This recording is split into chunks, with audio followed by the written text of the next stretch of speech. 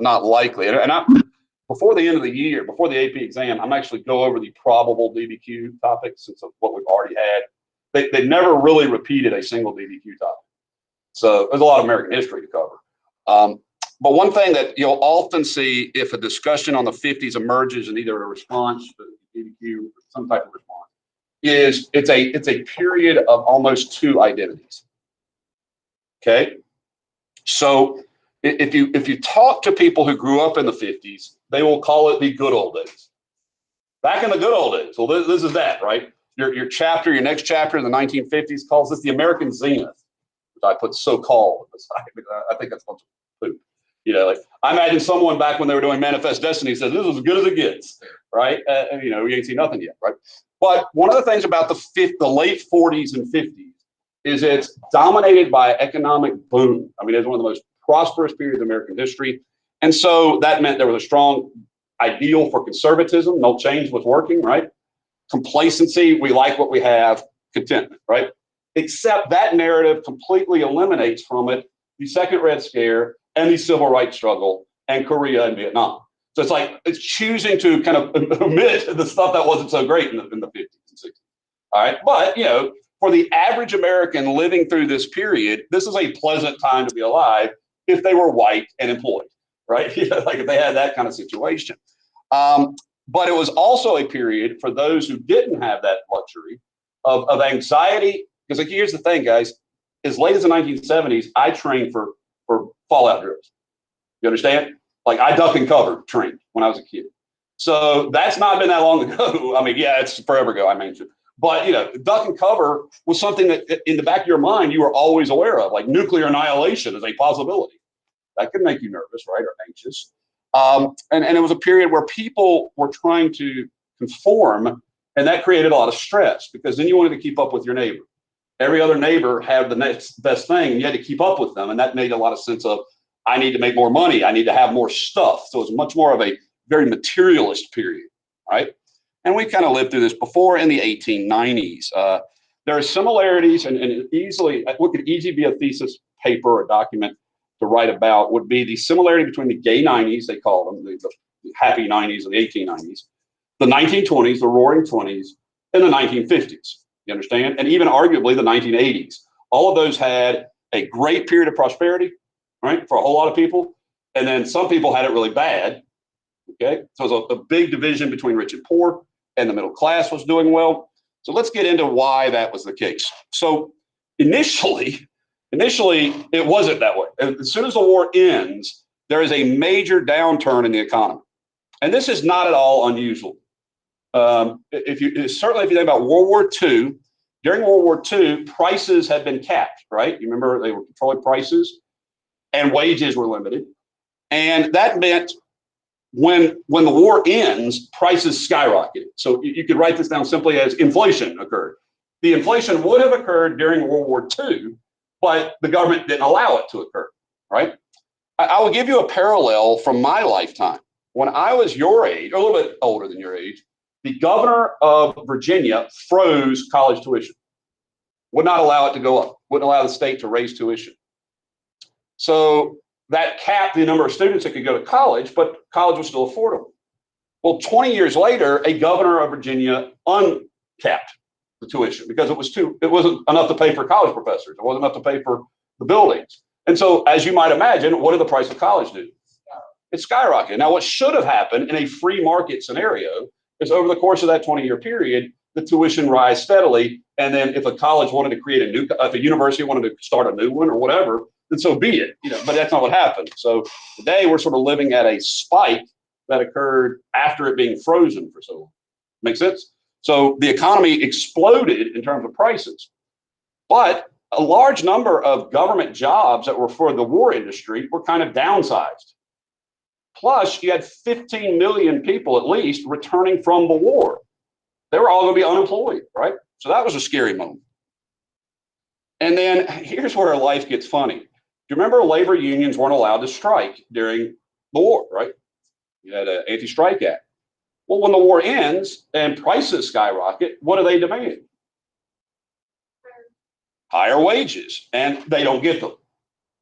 They do not get them. And so a lot of factory workers are really upset, and they march, they walk out. They go on a lot of strikes. There's I think like 8 or 9 huge strikes in the 1947-48 year.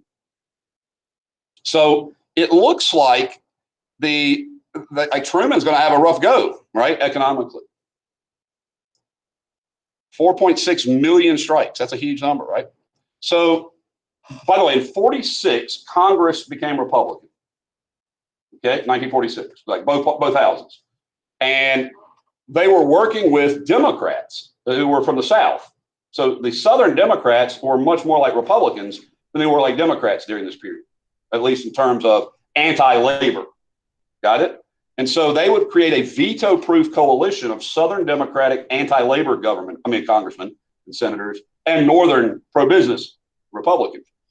And they passed one of the most infamous, if you're a labor union worker, pro-business if you're a business supporter, laws in history. And that is the Taft-Hartley Act. And it's still in effect to some degree to this day. Now, it's named after primarily Bob Taft, the isolationist pro-business senator from Ohio, okay, the son of William Howard Taft. And the Taft-Hartley Act had some components that were absolutely devastating to, organized labor. First, no more closed shops. Okay, so if you're engaged in federal businesses or transaction, no closed shop. Any controversy that arrives over work stoppage, the union is responsible for it, the cost of it. And all union leaders had to swear a loyalty oath.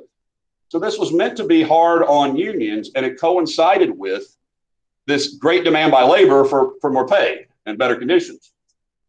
Truman vetoed it. He considered it a slave labor bill, and they overrode it. Now, the CIO had tried to begin organizing workers in the South. I mentioned the other day the Amazon vote, right, down in Alabama, and it failed. 2 out of 3 Alabama workers voted to not have the union. So the South historically, no unions. So the CIO, now historically no unions, unless it's a company that operates in the North, relocates to the South. So think Goodyear. Goodyear was already a company in Ohio. When it relocates in the 70s to Amble, or early 80s, I forget exact year, the union will, so to speak, be with Goodyear. So that kind of comes with it. But by and large, the CIO has absolutely no luck at unionizing the South. They attempted through something called Operation Dixie. But the problem with Operation Dixie is a lot of the workers are black. And that means that the white and black workers won't work together.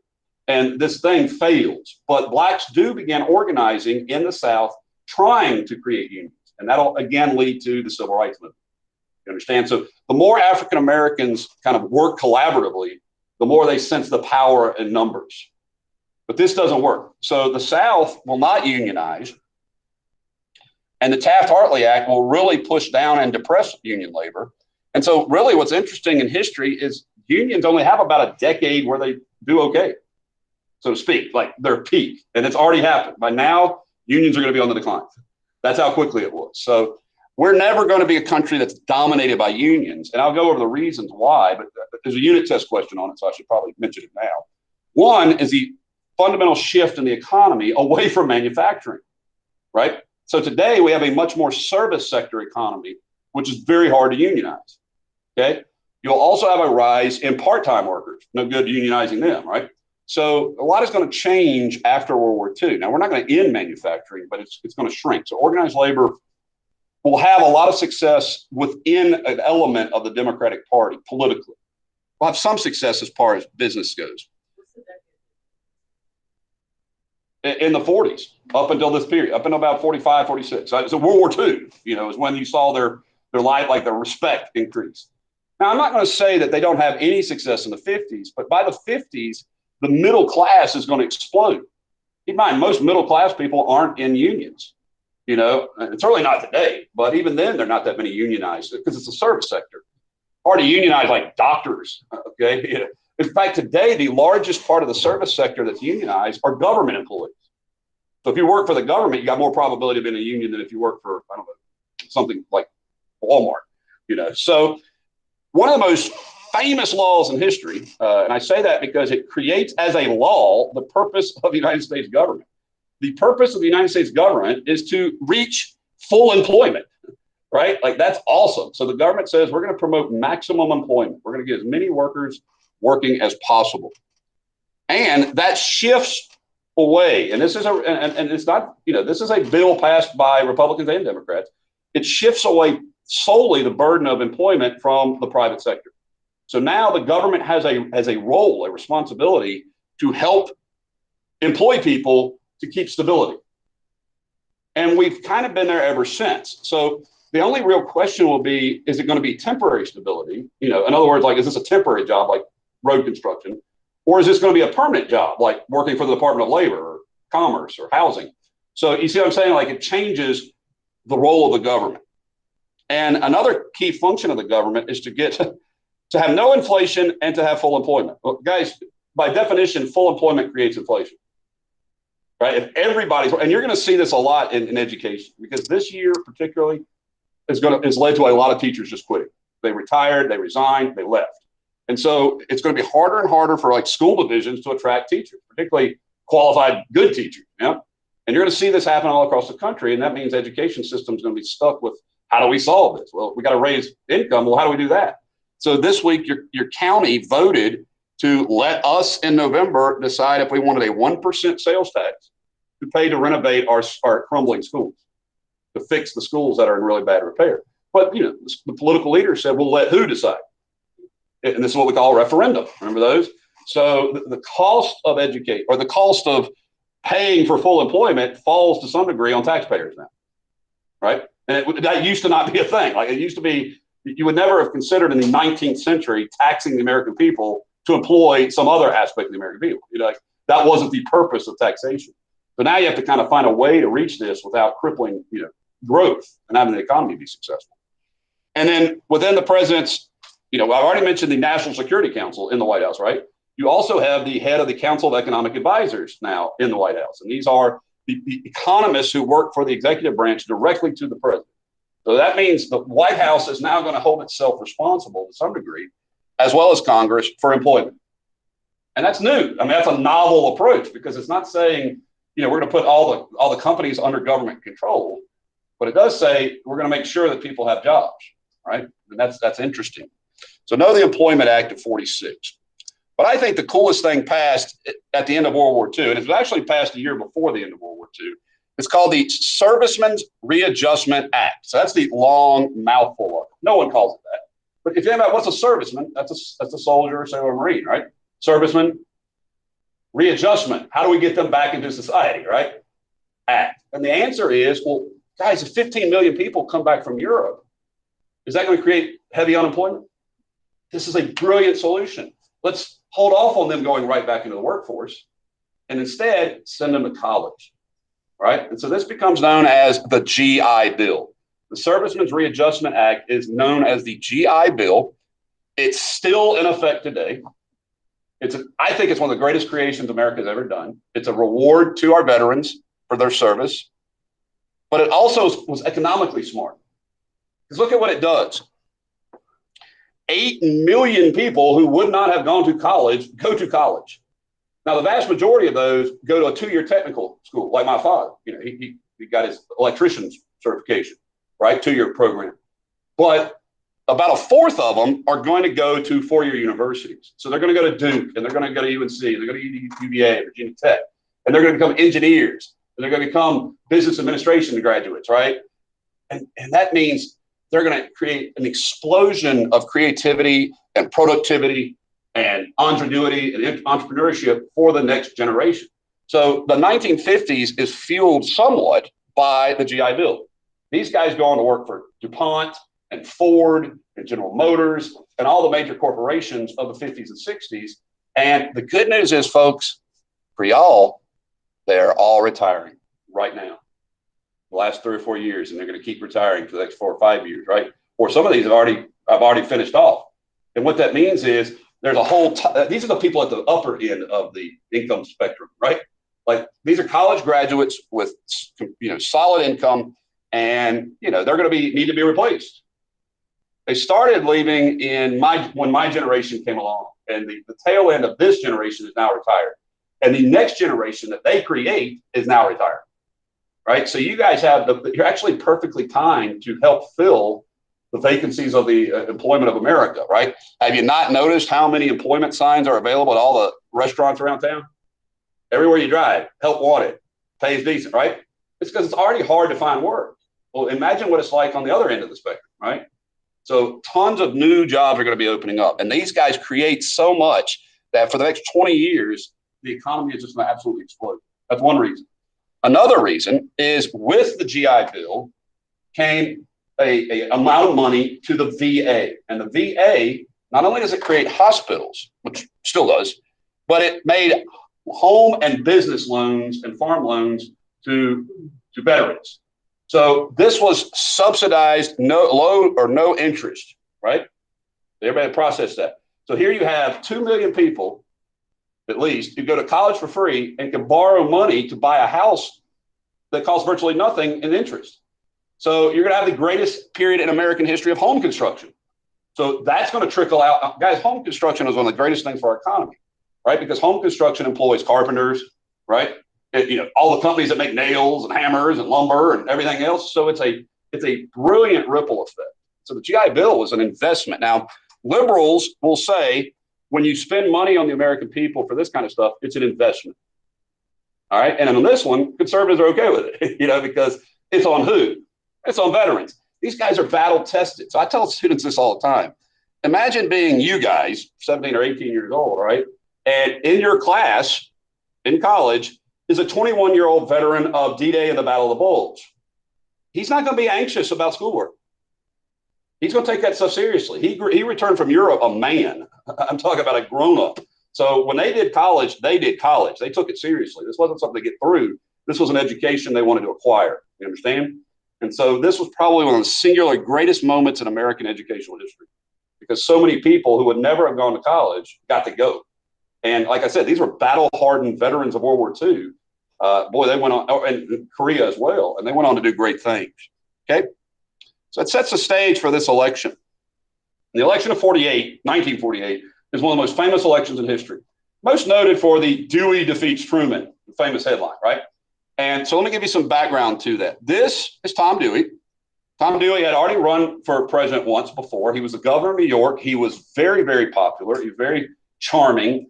The problem for Dewey, he's going to make a really terrible blunder, I think. And it's kind of a shame. Dewey was a nice guy, and he runs a nice guy campaign. He does not run an anti-Harry Truman campaign. You understand? He runs for, he runs on running it safe. His advisors all say, play it safe, and you're gonna comfortably be elected. And he's winning in every major national poll as late as October of 1948 by huge numbers, multiple leads, right?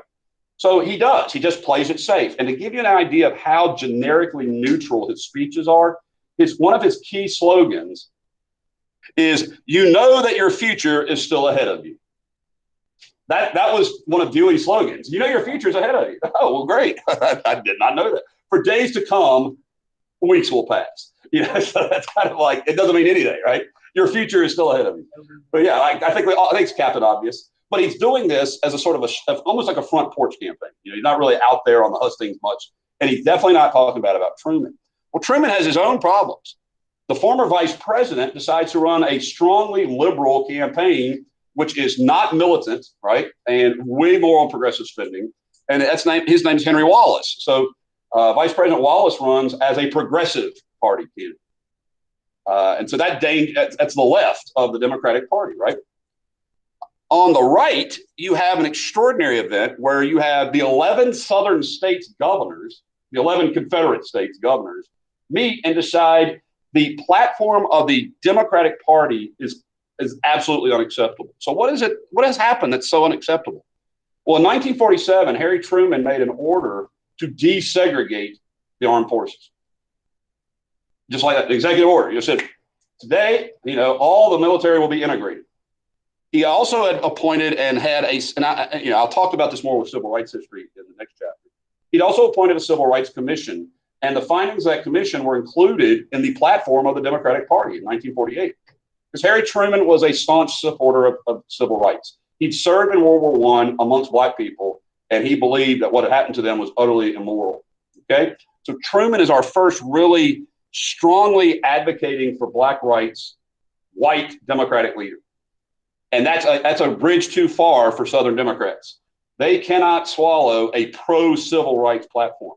So they meet in Alabama and they nominate the governor of South Carolina to be their candidate. And he runs as the Southern, what they call it the States' Rights Democrat Party. It's not a party, really. Nobody in history calls them the States' Rights Democrat Party. They just call them the Dixiecrats, all right, because they're the Southern Democrats who were the Confederate states that break away, so to speak, from the Democratic Party. So now you're seeing the beginning of that political party change. Truman is looking at having the right of the Democratic Party out and the left of the Democratic Party out, right? So there's no way he can win, right? So all Dewey has to do is tell you your future's ahead of him. Truman then decides if there's only one person in the world that believes Truman can get elected, and that's him. So he goes out and gives over 300 campaign stops. This is the president of the United States, goes out and campaigns harder than anybody else in the whole group, okay? His name is Strom Thurmond. I'm going to give him to you again in a minute. Strom is, I was alive when Senator Thurmond was still Senator Thurmond. Like he was still a senator in the Congress when I was a kid, and growing up. Everybody knew who Strom Thurmond was because he gave the longest, at the time, the longest filibuster in history against the Civil Rights Bill. So he's really famous, totally racist, right? So, or known to be racist. So Strom Thurmond. But look at what Truman, now this is what Truman's campaign advisor, Clark Clifford, said was Truman's strategy. He ran to get 4 groups to get him elected.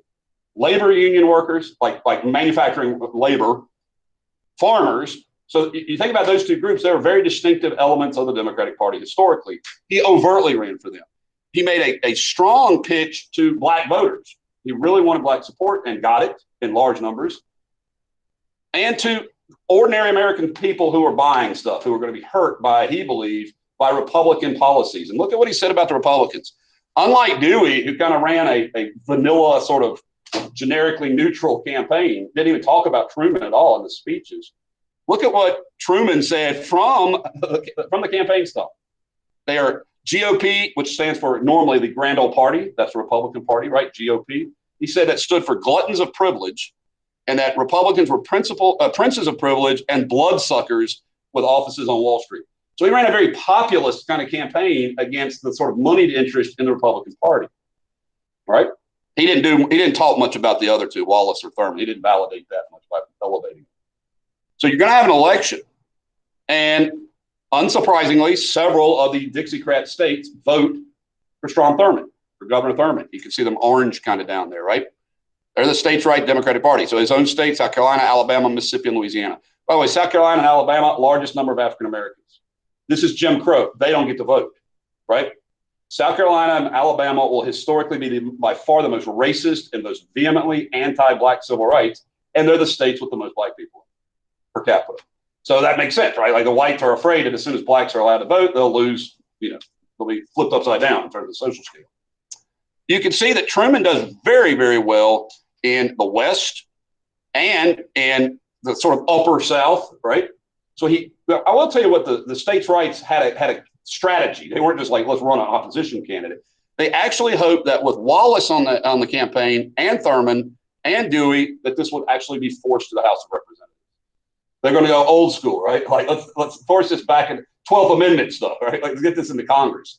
And then in Congress, all bets are off because the South had a strong position in Congress, right? Particularly Senator Thurman. Now, I want to point out about the irony of history. This man up here in the upper left is Strom Thurmond right before he died. The person to the left is his daughter. She is an African-American female. Strom Thurmond had a black mistress who he had a child with. This is the states' right Dixiecrat candidate.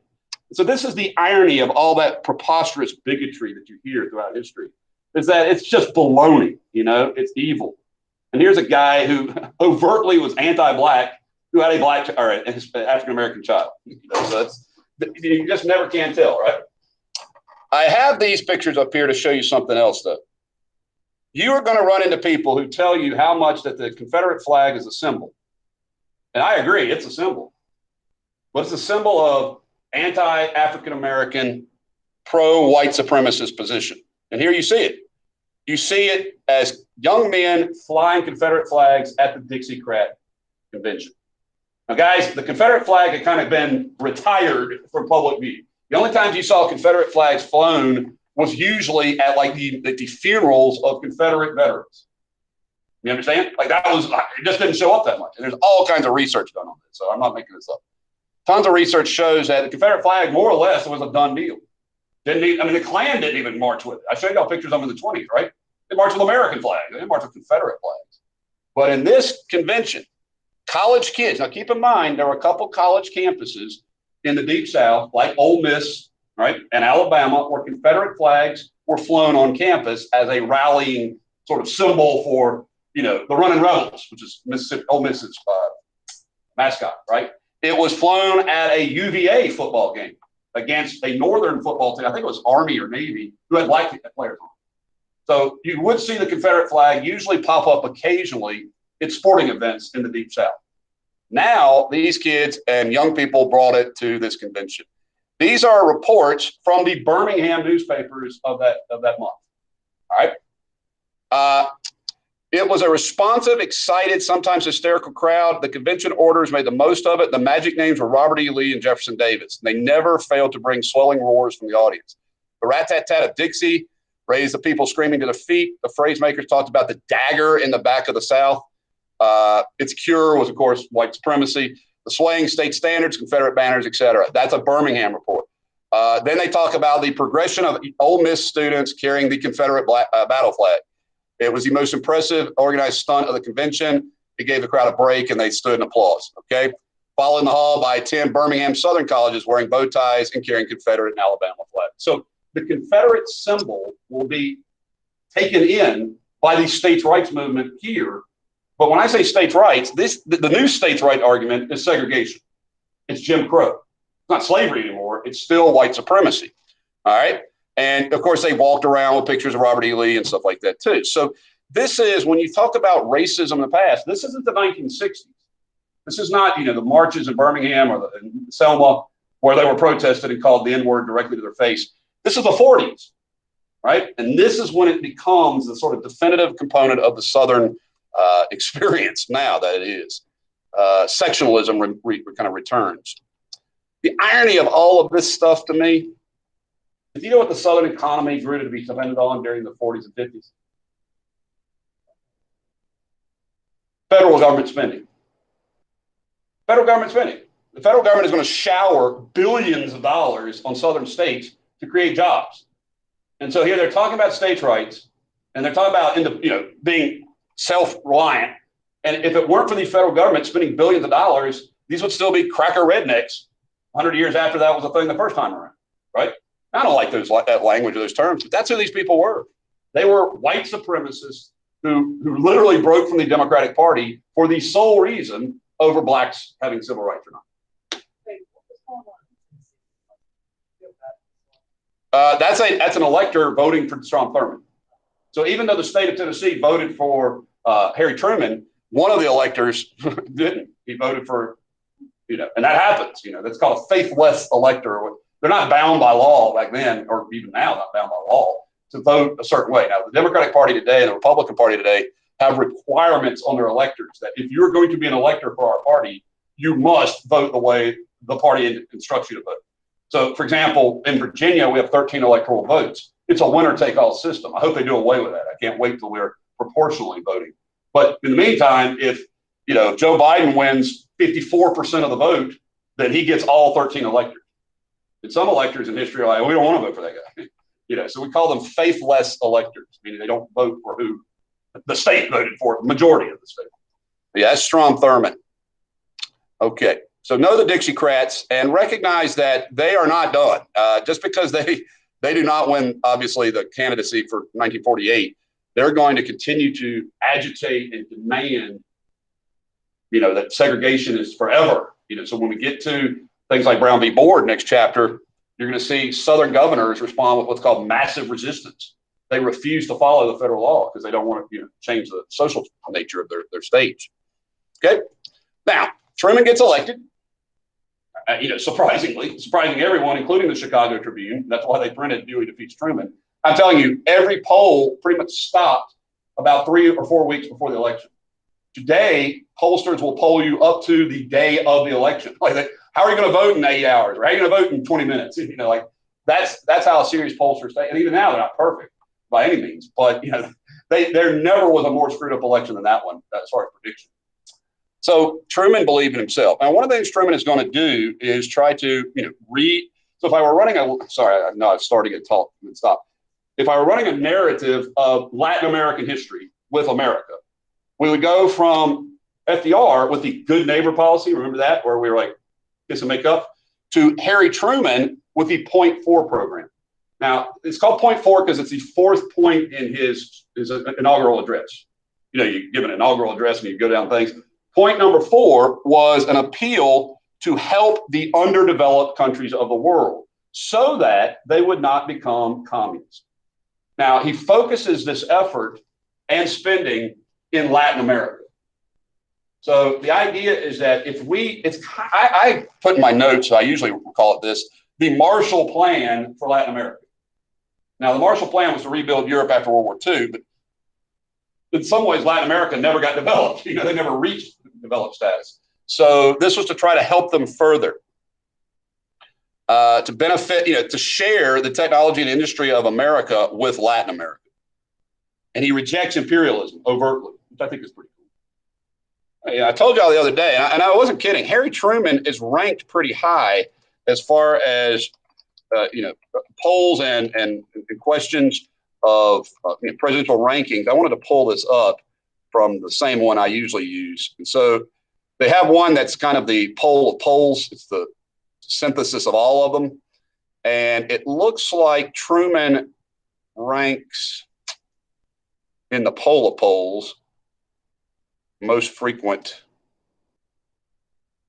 Truman ranks 7th or 8th in all of them, just about 7th or 8th. So he is, like I told you the other day, he is a top 10 president, right? Over and over again. And that's a surprise to a lot of people. I didn't think this guy was going to be that successful. Now, unfortunately for Truman, 48 was not as a successful year when it came to the election of Republicans in Congress, right? So the Republicans in Congress and the Dixiecrats could kill most of Harry Truman's proposals. And that's a shame for Harry Truman. So Harry Truman came up with a new domestic program, his domestic agenda. You may recall that President Roosevelt had TR had a square deal. President FDR had a New Deal. President Wilson had a New Freedom, right? Well, Truman, taking a page from the deals, offered America a fair deal, right? A fair deal. And some of it did make it through Congress. Surprisingly, the Housing Act of 1949 was actually sponsored by Robert Taft, one of the co-sponsors. So this one gets support. Now, unfortunately, the Housing Act, which was to get rid of slums and to create public housing for low-income people. The problem is that over time, not initially, but over time, this became known as the projects. So are you guys familiar with that phraseology? But that's not how it started out. It didn't start out as like these mass places where you know, crime could take place and low-income people were. So the idea was to offer more housing. Keep in mind, the measure of the success of a country, I usually say, is the ratio of property ownership to the people. So if 80% of the people of your country either own property or comfortably rent property, then that's pretty good. You know, that's pretty awesome, and particularly home ownership. You mind your home, once you own a home, you can borrow money against it. You can use what's called a home equity line and use that money. You can use that as a way to leverage it for more capital. And that's pretty awesome. But a bill that would have employed more Americans was killed, you know, particularly minority Americans.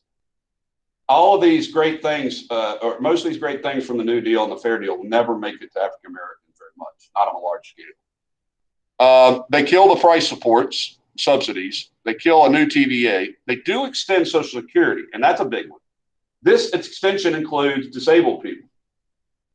Okay, so today, if you're on disability, that is paid for out of Social Security.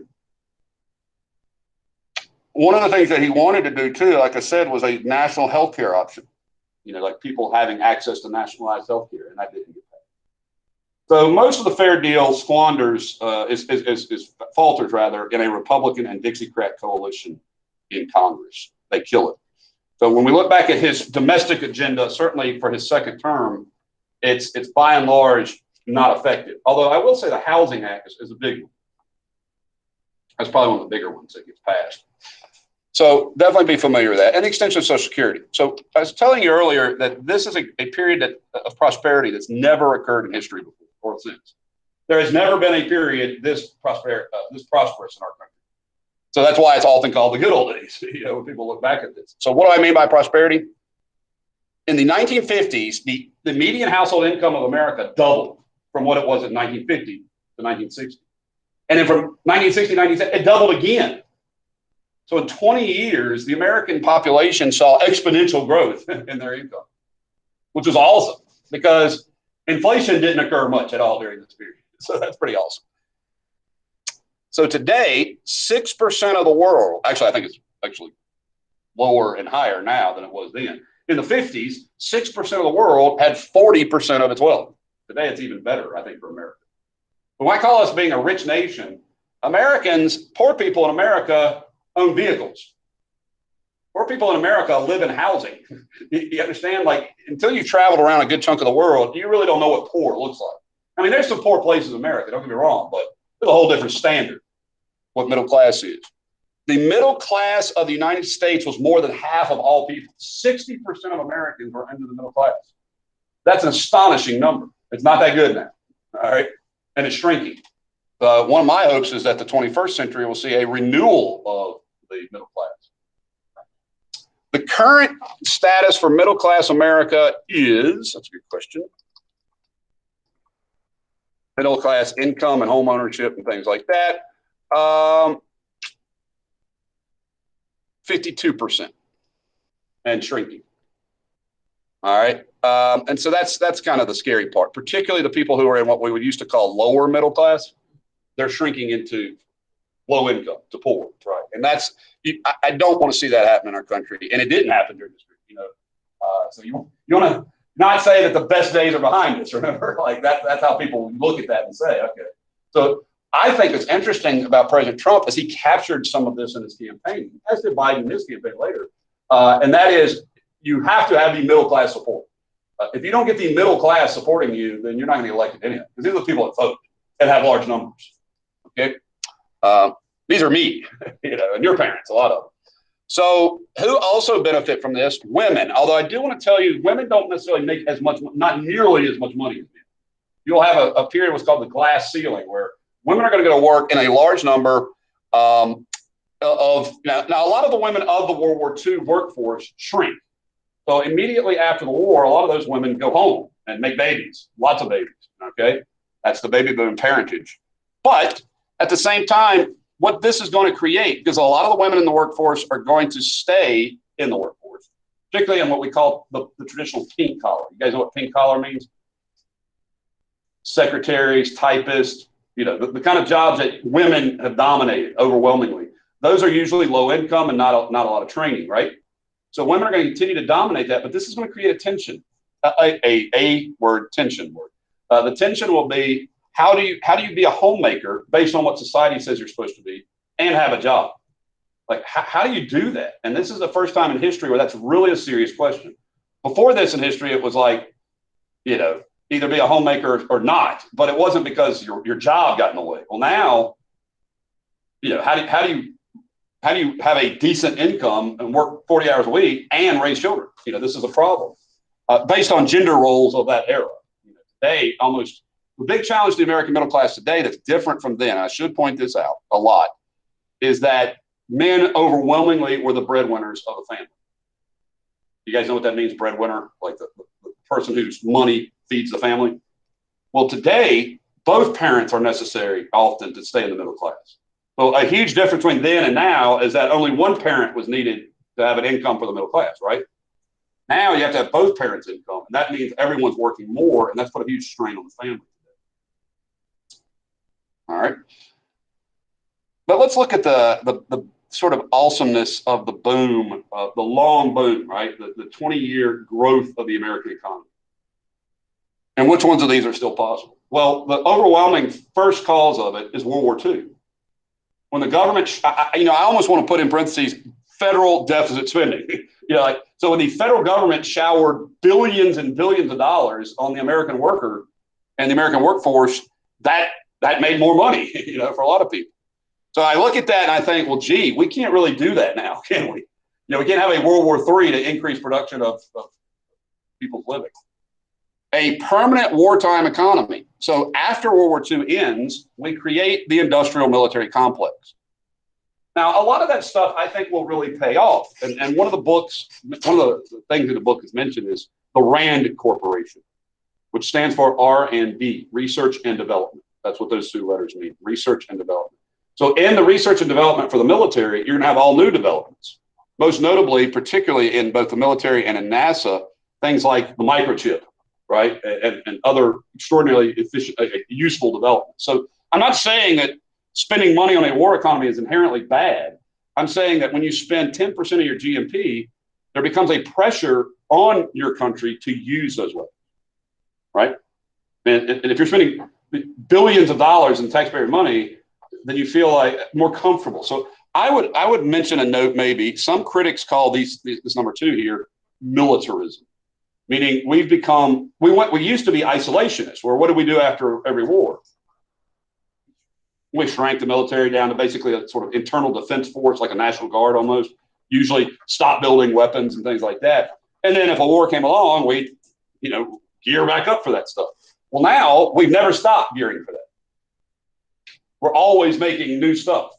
And so there is a sense among some critics, and Henry Wallace certainly would have been in this list back then, of militarism, meaning we're acting like the Germans and the Brits pre-World War I. We're the ones doing that this time around.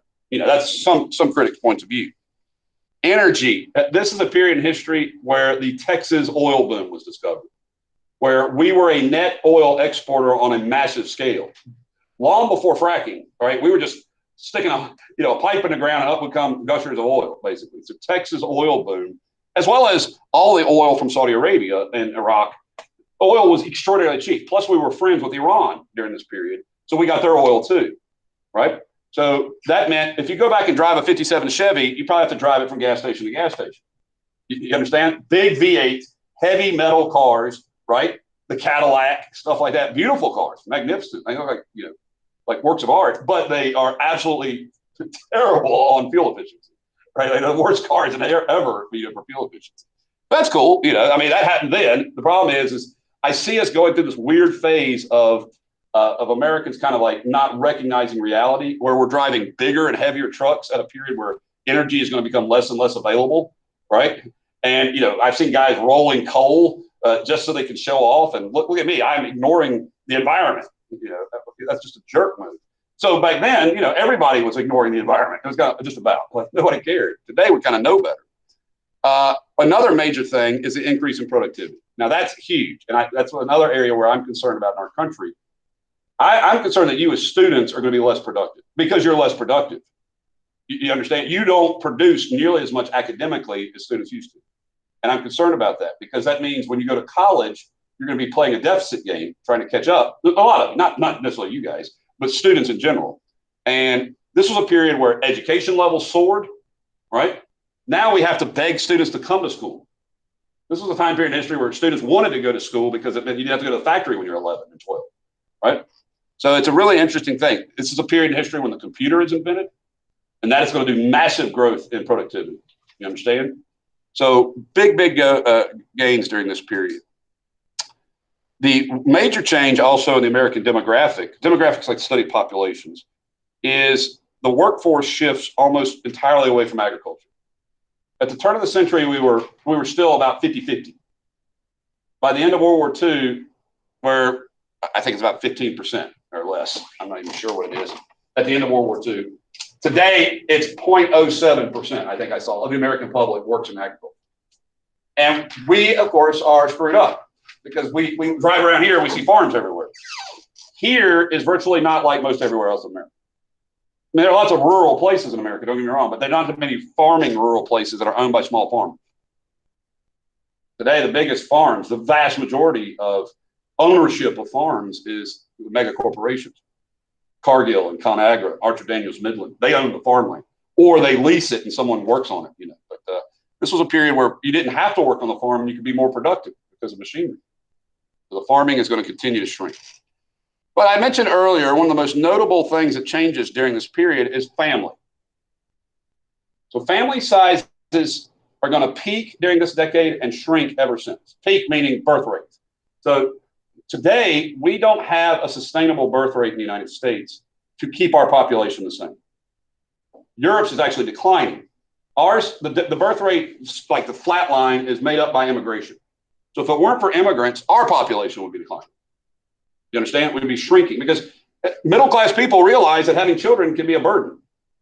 Put it bluntly, if you guys cost $100,000 to go to college, and I think I read one day that a middle-class parent spends on 2 kids $1 million, about $1 million. You know, so I don't consider that a problem. My wife and I thought about it, but we did wait till our 30s, okay, till we were financially secure. But during this period, another key component was enormous mobility. This is the era in American history where we invented the mobile home, which is an oxymoron. A home is a permanent thing that you put roots down, right? Mobile is something that moves. So we are a mobile people by definition. 30 million people relocated. And that's already after massive migrations during the Depression. So one of the major reasons people migrate during this period is for jobs. So if the government creates a business, or if an employer creates a business, people move there frequently. That lesson's been known since the 1780s. Well, that created a new dynamic because it meant parents were growing up or raising children away from their parents. Now, I live about 2.5 minutes from my in-laws and my parents, both directions. I live in the Mount Hermon community. My parents live in the Mount Hermon community. My in-laws live in it. So my kids have grown up with their grandparents. Any questions I have for parenting, or my wife has, she can pick up the phone and call, right? But this time in history, people were so far removed from their families, you actually see for the first time in history, child rearing books, like books about raising kids, as if that was something you needed a book for. Well, it turns out you do. Your parents and grandparents have collected wisdom. But if you're not taught how to be a parent, when you become a parent, you got to figure it out, right? So this is the beginning of a child raising studies and science of that. And the most famous pediatrician and student of that is Dr. Benjamin Spock. And this is Dr. Spock, and he, not the guy on Star Trek, but he's the one who started to notice that people really needed to have like a definitive guide to how to raise children, like what was important. And if you ever go on like Amazon and just type in like child raising books, tens of thousands of them, right? So there's a whole cottage industry now. But the reason was because families weren't next door to each other anymore, or you didn't grow up with your grandma in your house. I'd be curious to see if any of y'all have grown up with your grandma in your house. You know, that's that kind of, or what I usually do if students are in the classroom, I get you to raise your hand if you are from this area, like your family is from here. And, you know, a lot of times about half my class will be like, no, or when I say from here, I mean like your parents were born here. And a lot of times they weren't, right? You know, yours were from here? No? One is. One's from Alabama. Right, one's from Alabama. Okay, so you get a lot more of that going on where if dad has to move for a job, then you move away from the rest of your extended family, right? And that happens a lot more in the 50s. The movie, the TV show that was just out that I enjoyed, it was WandaVision, right? And in WandaVision, in the first couple episodes, explores some of the tropes of the 40s and 50s, late 40s, early 50s. And, you know, here are these two people, this married couple, who are trying to figure out life in a new, you know, suburb kind of thing. And that was very typical of the 50s, where your neighbors were people you didn't know.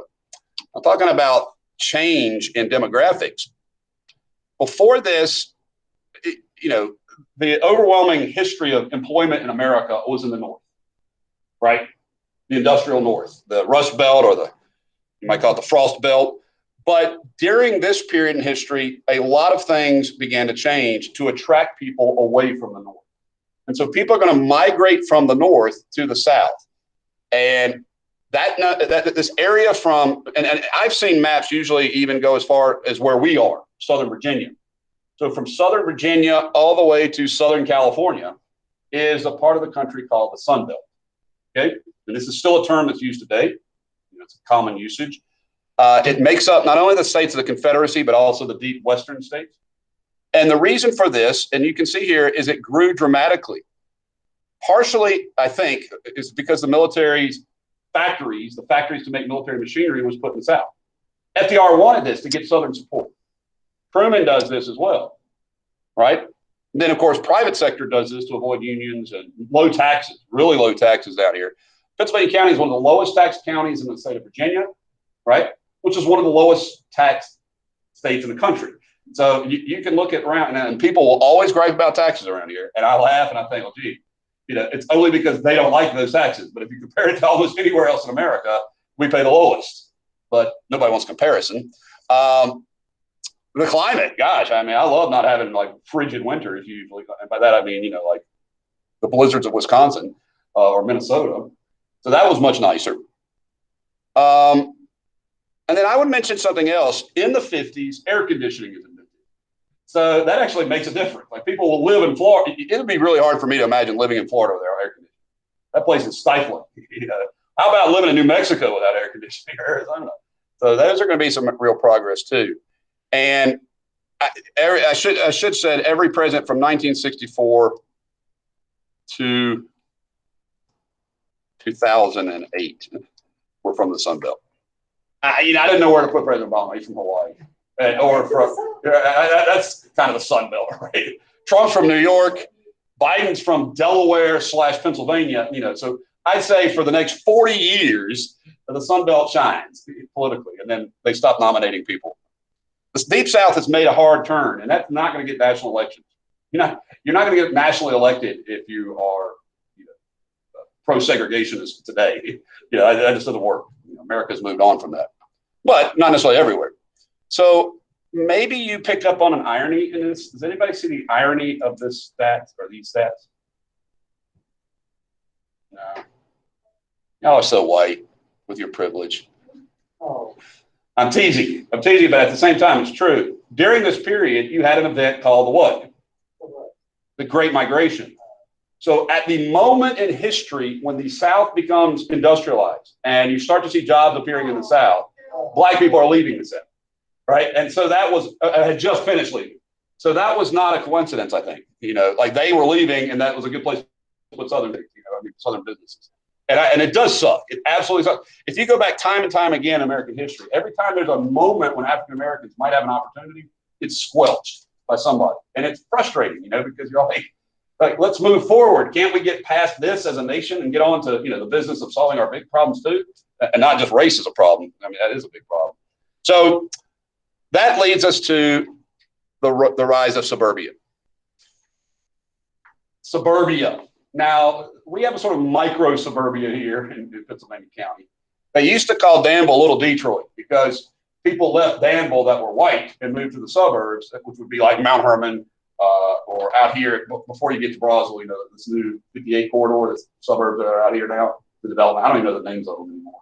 But like out Fox Hollow in that area back then.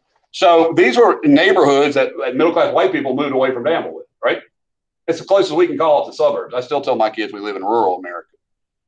But these would be communities that would be designed, by a planner, and the houses would often be like cookie cutter, meaning they have the same floor plans and designs. Just drive down Ridgecrest next time you're in that area, or Jeanette Drive, and see that those were all basically built as like tract houses by Earl White and his family. So that was affordable home ownership, and it was in the country, usually outside from the city, but within driving distance of the city. And that was really encouraged, home ownership, by two agencies. The FHA, which was created during World War II, right? But actually during the Depression, excuse me. FHA, Federal Housing Administration, right? And the VA, Veterans Administration, both offer low interest subsidized loans for housing.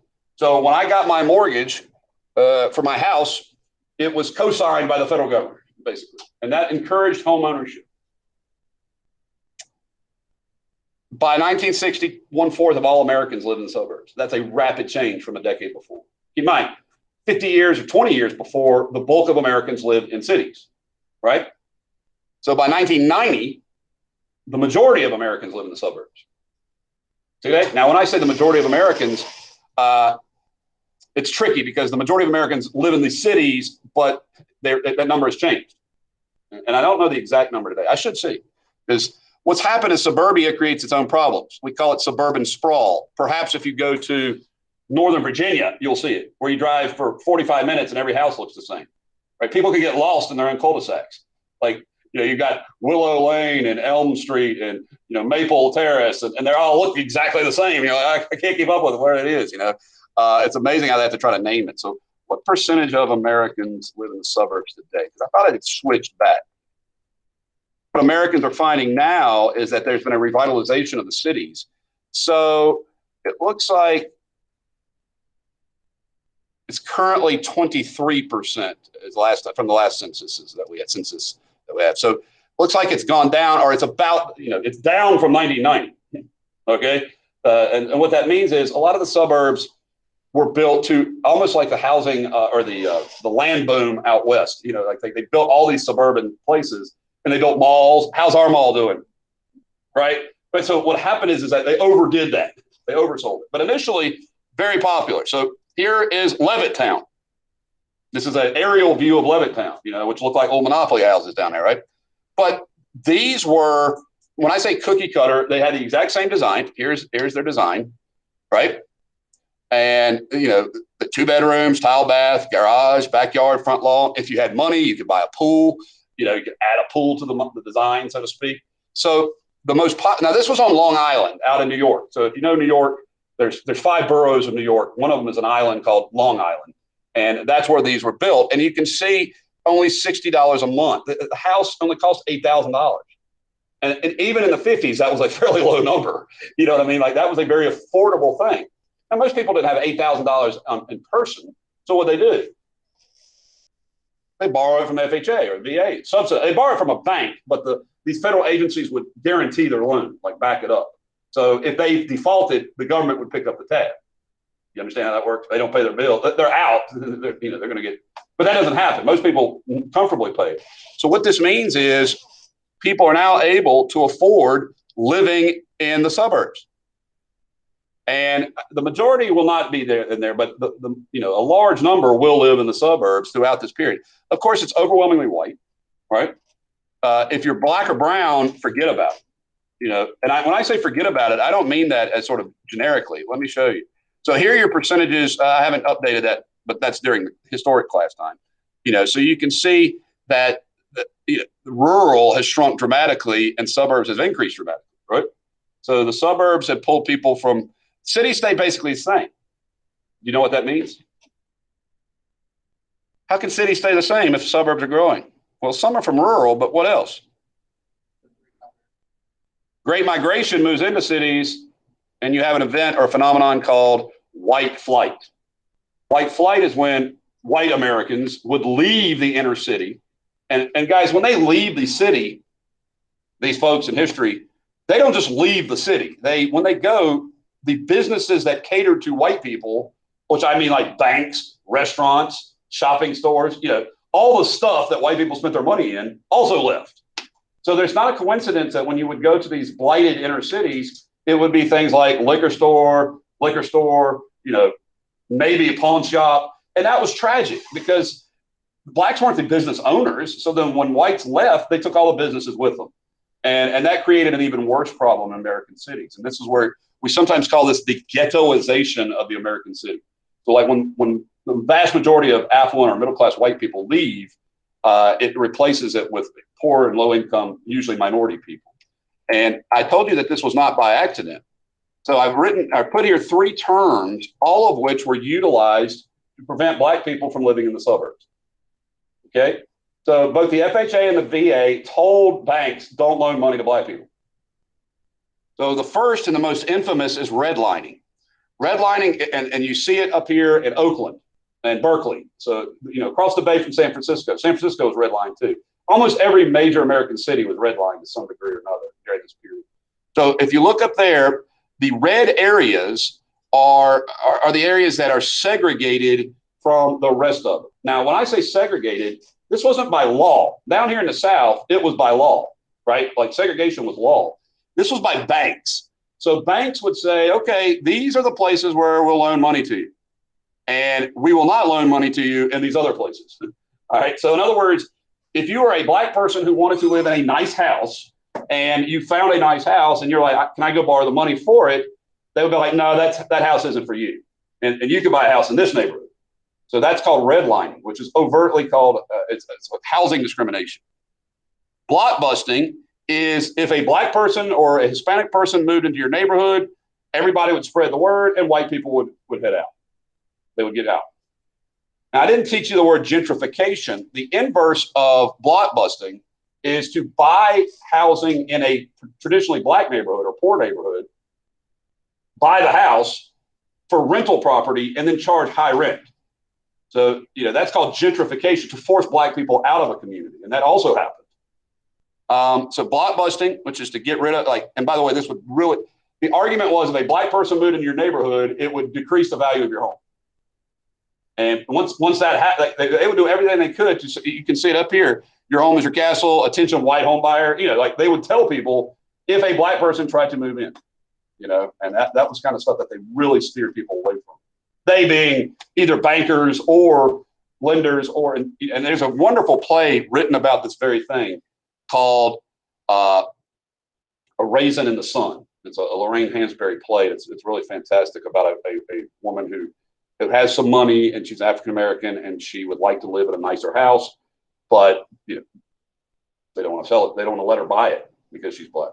So redlining is not making loans for areas in certain neighborhoods. So you can't live here, all right? And if you're a white person, hey, you don't want to look in that area to buy a house. You should look over here. So today, this stuff still exists, folks. It still exists, although it's illegal today. It's a violation of the Civil Rights Act and the Fair Housing Act. It wasn't a violation then. All of this is illegal today. But people now do it with sort of subtle methods. It's not overtly oh, we don't serve black people here. But it still goes on. And if people are caught doing this, it's a federal crime. But back then it wasn't. You guys understand? You're not supposed to today discriminate based on race, period. You can't buy this house because you're black. But, people certainly do that, unfortunately. Okay, so steering is to make sure white people live in white people neighborhoods. And redlining is to not let black people borrow money to move into white people neighborhoods. Okay, I wasn't taught this as a kid. I didn't know this. When I was growing up, I just thought it was odd that I didn't have any black kids in school. That was kind of weird, but I knew they existed, but I just didn't know any friends that were black. And then I remember a couple kids I did go to school with. I went to Mount Herman Elementary. It was pretty much a lily white neighborhood at the time. And I still think about that sometimes. It's my parents didn't pick the house we lived in because it was white people neighborhood. They picked it because of the land that was available. But it was unusual, to see somebody of color when I was growing up. And I think about that sometimes, not my fault, nothing I had responsible for it, but that certainly happened. And it changed when I went to junior high school because that was from the whole county, which was interesting. So the other really momentous event, besides the growth of suburbia and white flight, is the growth of children. All right, so many children. Here's a woman saying, by the time I get to school, by the time I got to America, everyone I saw seemed to be pregnant. So during the boom, a baby was born every 7 seconds. So that's a startling number. I just kind of think that because, and you can see it, it's up here, right? This is the area. Because our GIs had been away for 4 or 5 years, or 2 or 3 years at least, there was a kind of a blip. And my father is actually born in July of 1944, which makes him the silent generation, they're called. It was a very small generation compared to the next one, which is called the baby boom, right? So the silent generation was the children of people who were actually born during World War II. The children born, and that was a small group. But the baby boom is the largest single group in American history, the largest demographic. And I heard one person compare it to watching a pig moving through a snake. Do you understand what that means? So if you imagine America as a timeline, well, the baby boom created a swell. All right, so I'll put your quiz up and it'll be due tomorrow. But man, I got some cool pictures for you to look at there on generation gaps. I'm not talking about generations. Okay? So definitely talk about the baby boom, and y'all have a great afternoon.